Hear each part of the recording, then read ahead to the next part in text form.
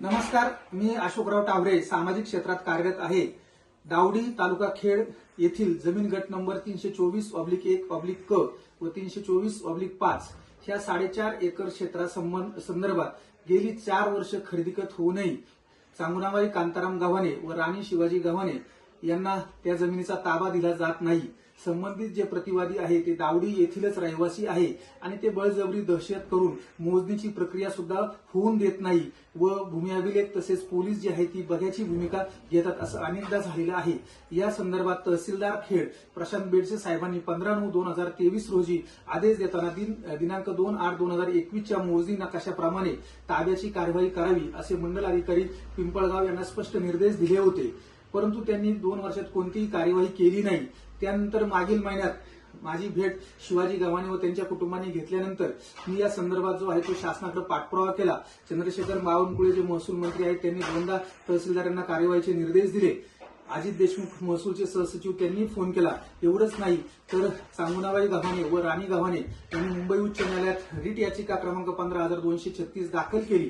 त्या रिट याचिकेच्या 2-3 सुनावण्या झाल्या। दिनांक 17 नोव्हेंबर रोजी झालेल्या सुनावणीमध्ये माननीय उच्च न्यायालयाने तहसीलदार खेड यांना 26 नोव्हेंबर रोजी या प्रकरणाची सद्यस्थिती पाठवण्याचे आदेश दिलेले आहे आणि या संदर्भात अशी परिस्थिती असताना दिनांक 24 नोव्हेंबर रोजी मंडल अधिकारी पिंपळगाव यांनी ताबा अंमलबजावणीची प्रक्रिया ठेवलेली आहे, परंतु भूमी अभिलेखचे उप अधीक्षक जे आहेत सूर्यवंशी साहेब व त्यांचं कार्यालय जे आहे याच्यामध्ये तांत्रिक बाबी पुढे करत आहे।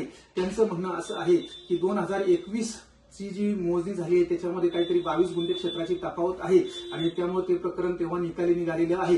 मग मला ह्या ठिकाणी असं सांगायचं आहे की तहसीलदार खेड यांनी 2023 मध्ये आदेश पारित करताना भूमी अभिलेख यांचा अहवाल का मागवला नाही?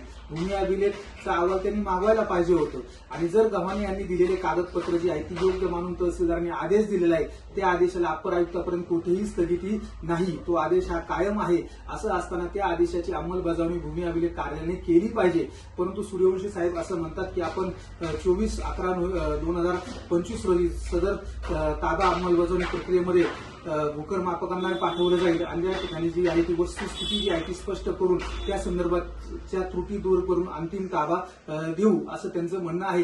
परंतु माझं याबाबत म्हणणं असं आहे की जरी तफावत जी काही 22 गुंठे क्षेत्राची तुम्ही प्रत्यक्ष 7/12 आणि तुमच्या नकाशामध्ये असं बोलताय तर त्या बाबी ज्या आहेत त्या तुम्ही तातडीने दूर केल्या पाहिजे, उद्याच्या उद्या त्या दूर केल्या जाव्यात। आज 4 वर्ष या महिलांना ताबा नाही।